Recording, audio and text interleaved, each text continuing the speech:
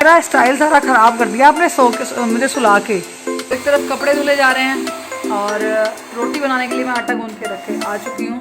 एक बार चल जाता तो फिर चली जाता मतलब कंटिन्यू चले जाता है, और अब नहीं चल रहा तो चल के ही नहीं दे रहा।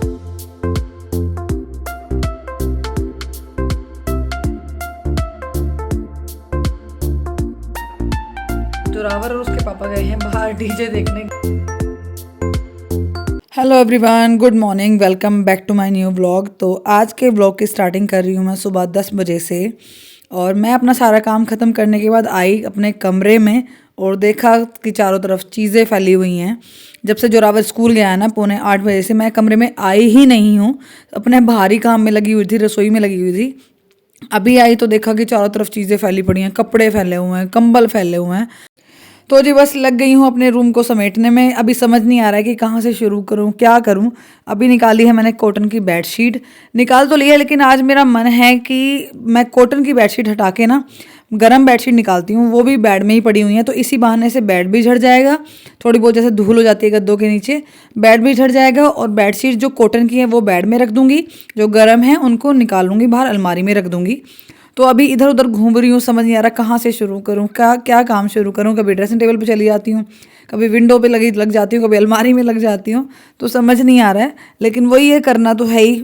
तो सबसे पहले मैंने रखी हैं टॉफ़ियाँ उठाकर। जोरावर ने ना डब्बे में से निकाल के बिस्किट के पैकेट में, और जो वो होता है ना थर्मामीटर, उसकी डिब्बी जो आती है उसमें पता नहीं कितनी सारी टॉफ़ियाँ भर रखी हैं, उनको निकाल के मैंने डब्बे में करके रख दिया है अभी।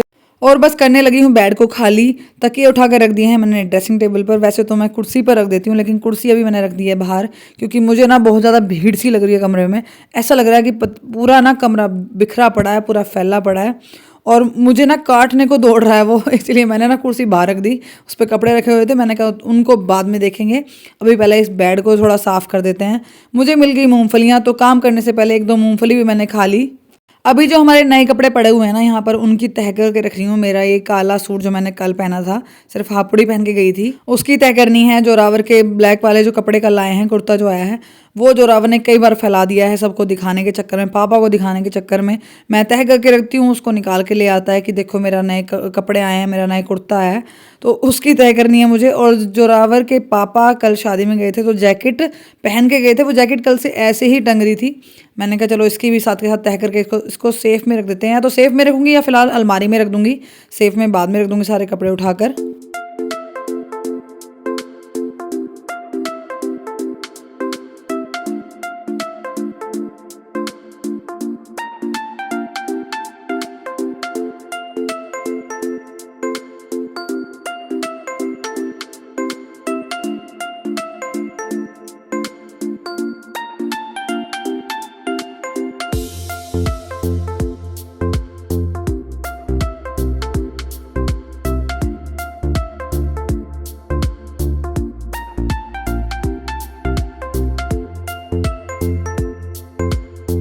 तो जी बेडशीट मैंने कर दी है चेंज, कॉटन की सारी बेडशीट उठा कर रख दी हैं बेड के अंदर, और जितनी भी मेरे पास गर्म बेडशीट है उनको निकाल के रख लिया है अलमारी में।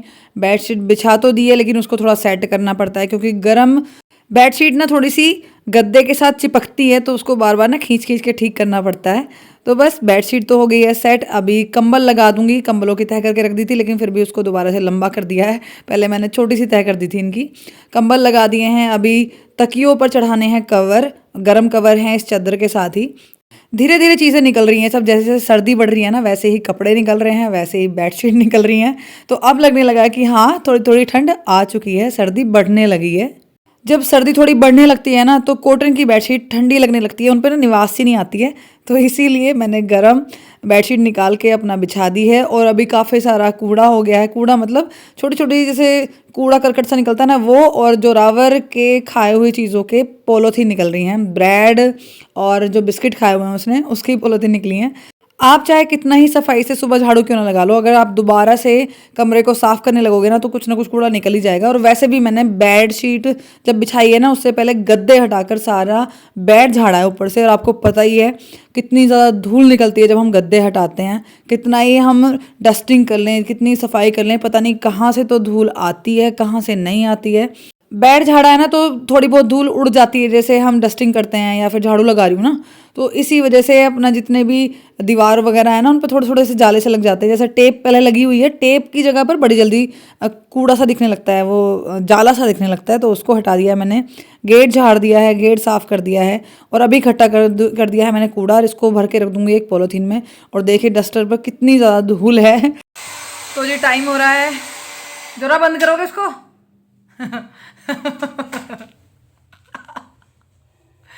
तो ये टाइम हो रहा है 4:30, और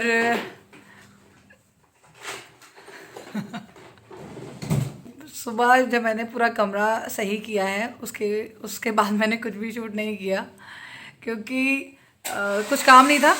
उसके बाद फिर मैं लेट गई और सो गई।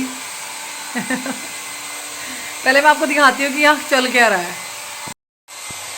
ये देखिए जोरावर सिंह, मैंने इसको सुबह नहलाया था दोपहर, तो मैंने इसकी ना बाल धुले थे, शैम्पू किया था, तो उसका ड्रायर से बाल सुखा के अच्छे से हेयर स्टाइल बना दिया था, मतलब अच्छे से बाल बहा दिए थे। और जब ये सो के उठाया ना तो वो सारे ख़राब हो गए, तो अब बोल रहा है कि मेरा स्टाइल सारा ख़राब कर दिया आपने सो के मुझे सुला के। और देखिए ड्रायर चला रखा है धड़ाधड़, और कंघी चल रही है, तो खुद ही खुद स्टाइल बनाया जा रहा है जो कि बन नहीं रहा है। इसको बंद कर दो, अरे मुंडा, बस बस छोड़ दो, निकाल दिया उसका बोर्ड, वो भी स्विच भी। और देखिए यहाँ पर कंघी की जा रही है।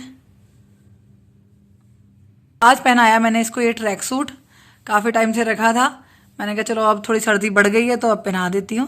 तो बड़ा ही क्यूट सा लगता है इस ट्रैक सूट को पहन के ये। तो अभी भी इसका काम जारी है पागल से का। 3 बजे का अपना सारा काम करने के बाद अभी मैंने जब लाइट आ गई है तो मशीन लगा दी है कपड़े धुलने के लिए। तो एक तरफ कपड़े धुले जा रहे हैं और रोटी बनाने के लिए मैं आटा गूंद के रख के आ चुकी हूँ। इसने मेरा फ़ोन लिया हुआ था, एक तो ये टीवी नहीं चल रहा है, इसने बहुत ज़्यादा परेशान किया हुआ है मुझे, बहुत टाइम से चला रखा है, पता नहीं इसमें क्या ही दिक्कत आ रही है। एक बार चल जाता तो फिर चली जाता है, मतलब कंटिन्यू चले जाता है, और अब नहीं चल रहा है तो चल के ही नहीं दे रहा है, पता नहीं इसमें क्या दिक्कत हो रही है, या तो इसकी अंदर से कुछ ख़राब हो चुका है। तो मैं मोहित को बोल रही हूँ या तो इसको ठीक करा लो या भाई नहीं ले आओ कोई, कम से कम टीवी में तो लग जाता है, टीवी के लिए लग जाता है, मुझे फ़ोन मिल जाता है, मुझे व्लॉग मैं अपना व्लॉग एडिट कर लेती हूँ। अब मुझे कल का व्लॉग भी एडिट नहीं करने दे रहा है। मैंने इसके पापा को फ़ोन करके बोला भाई कितने टाइम आ रहे हो, वो गए हुए हैं कहीं बाहर किसी काम से, कह रहे कि क्या हुआ, मैंने कहा ऐसे ऐसे फ़ोन नहीं दे रहा मुझे व्लॉग एडिट करना, कह रहे कि बाद में कर लेना। मैंने कहा अच्छा जी, एक टाइम है मेरा व्लॉग डालने का, लेट हो जाती हूँ वो अलग बात है, लेकिन जब अब मेरे पास टाइम है, मैं अभी फ्री हूँ तो मैं कर सकती हूँ। तो अब इससे बड़ी मुश्किल से फ़ोन लिया है मैंने, और अभी इसके बाल मतलब बालों को अच्छे से कंघी कर लिया है इसने, और अभी भागा जा रहा है बाहर। वॉशरूम जाना है। हाँ, जब इसको बिल्कुल ऐसा लगता है ना कि अब रहा नहीं जाएगा तब भागता है वॉशरूम की तरफ, नहीं तो उससे पहले नहीं जाता है। Hand wash, wash your hand. तो जी टाइम हो रहा है रात के 8:30, और मैं आ गई हूँ दोबारा से रसोई में, क्योंकि मुझे काट के रखना है साग। सुबह साग बनाना है तो मैं उसको रात को ही काट कर धुल कर अच्छे से साफ़ करके रख देती हूँ, जिससे कि वो अच्छे से निचड़ जाए, मतलब उसमें बिल्कुल भी पानी ना रहे। तो रात को ही उसको कट करके धुल के रख दिया जाता है, और सुबह आसानी होती है उसको बनाने में। सिर्फ कुकर उठाओ, साग डालो और उसको फटाक से उबाल दो। क्योंकि एक तो साग, सरसों का साग, और एक कढ़ी बहुत ज़्यादा टाइम लेते हैं बनने में। इनको बनाने में ये लगा लीजिए कम से कम 1 से सवा घंटा लगता है, इसको खदकाने में, फिर तड़का लगाने में, तो काफ़ी टाइम चला जाता है। पहले उसको कट करो, धुलो, उबाल लो, फिर उसको घोटो, फिर खदकाओ, फिर तड़का लगाओ, तो काफ़ी सारे काम हो जाते हैं। तो इसीलिए अपना रात को फ्री होके सोती हूँ, जब भी साग बनाना होता है रात को काट के उसको रख देती हूँ, सुबह आराम से बन जाता है बहुत जल्दी। मुझे लगता है सभी औरतें ऐसा ही करती हैं, मैंने अपनी मम्मी को भी देखा है और मैं भी ऐसे ही करती हूँ, तो बाकी भी ऐसे ही करती होंगी। क्योंकि जब बच्चा स्कूल जाने लगता है ना तो काम बढ़ जाता है, उसके लंच का काम बढ़ जाता है, सुबह का काम अलग होता है। और अगर जब छोटा बच्चा रहता है, जब स्कूल नहीं जाता ना, तो फिर भी आदमी चलो ठीक है कोई नहीं, सुबह काट लेंगे, सुबह धुल लेंगे। तो मैंने पहले सरसों को छा लिया है, मतलब जो उसकी वो होती है ना, डंठल होती हैं, उनको निकाल दिया है। क्योंकि आजकल ना बहुत मोटी मोटी डंठल सी आती हैं, वो उनको गंडले भी बोलते हैं वैसे पंजाब में, और हमारे घर में भी गंडल ही बोलते हैं, लेकिन मैं नहीं डालती हूँ क्योंकि उससे ना मुझे थोड़ा साग कड़वा कड़वा सा लगता है। तो मैं थोड़ी बहुत ही डालती हूँ, सारी नहीं डालती हूँ, क्योंकि बहुत मोटी मोटी निकल रही थी। और जब मंडी से साग आता है ना तो ऐसे ही आता है, अगर हम खेत पर से तोड़ के ला रहे हैं तो फिर भी हम मुलायम पत्ते लेके आते हैं। तो बस सारा साग कट चुका है, अब बारी है इसको धुलने की। साग को मैंने डायरेक्ट बाल्टी में ही भरा है। मैं इस बाल्टी को, ये दूध की बाल्टी है, इसको मांज के ना साफ़ करके अच्छे से रख लेती हूँ। उसके बाद इसमें साग भर के उसमें ही धुल देती हूँ, आसानी होती है, क्योंकि बाल्टी में पानी काफ़ी अच्छे से भर जाता है। अगर किसी और बर्तन में भरूंगी ना साग को तो उतना पानी नहीं भर पाता है और उतना साफ़ भी नहीं हो पाता है, क्योंकि साग में बहुत ज़्यादा रेत सा निकलता है। और अभी बाल्टी को कर लिया है मैंने ऊपर, और जो छलना है जिसमें मुझे साग रखना है उसको रख लिया है मैंने सिंक के अंदर, जिससे कि पानी जो निचड़ के आ जाए ना वो सिंक में ही जाए। कई बार मैं रख लेती हूँ स्लैब पे भी, लेकिन स्लैब पे ना पानी भर जाता है बहुत ज़्यादा, तो इसीलिए मैंने अब की बार इसको रख लिया है सिंक के अंदर। सिंक पहले मैंने साफ़ कर ली है।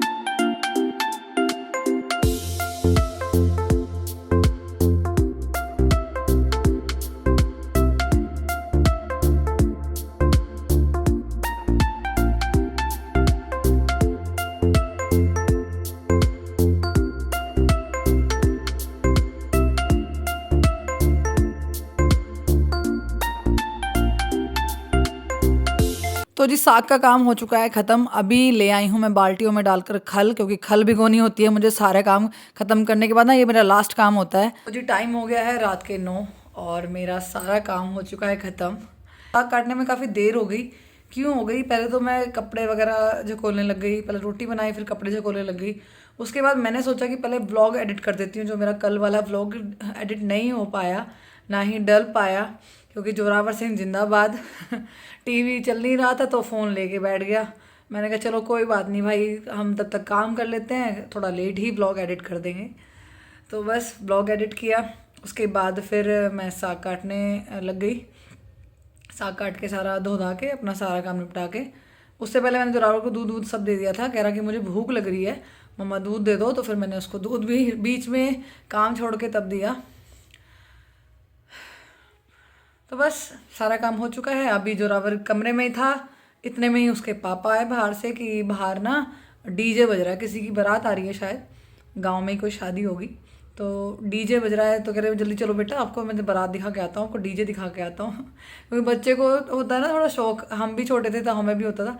अब तो खैर क्या ही कहाँ जाएंगे, अपने मायके में होते हैं तो फिर भी एक बार देख लेते हैं, लेकिन यहाँ तो कोई मतलब ही नहीं है किसी भी बारात को देखने का, किसी भी चीज़ को देखने का, चाहे कुछ भी जा रहा हो।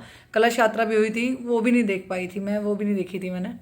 तो ससुराल का तो यही होता है फिर। तो जोरावर और उसके पापा गए हैं बाहर डीजे देखने, रात देखने, और मैं अपना सारा काम निपटा के आ गई हूँ। हाथ में होने लगा है दर्द, पता नहीं क्यों हो रहा है, या तो पहले कपड़े धुल लिए फिर साग काट लिया, उसके वजह से हो रहा है। बस जी ब्लॉग को कर रही हूँ एंड, मिलते हैं कल, तब तक अपना ख्याल रखिए, मुझे ऐसे ही सपोर्ट करते रहिए। वीडियो अच्छी लगी हो तो वीडियो को लाइक कीजिएगा, चैनल पर नए हो तो चैनल को सब्सक्राइब ज़रूर कर लीजिएगा, ताकि आपको मेरी आने वाली वीडियोस की नोटिफिकेशन मिलती रहे। Thanks for watching my video.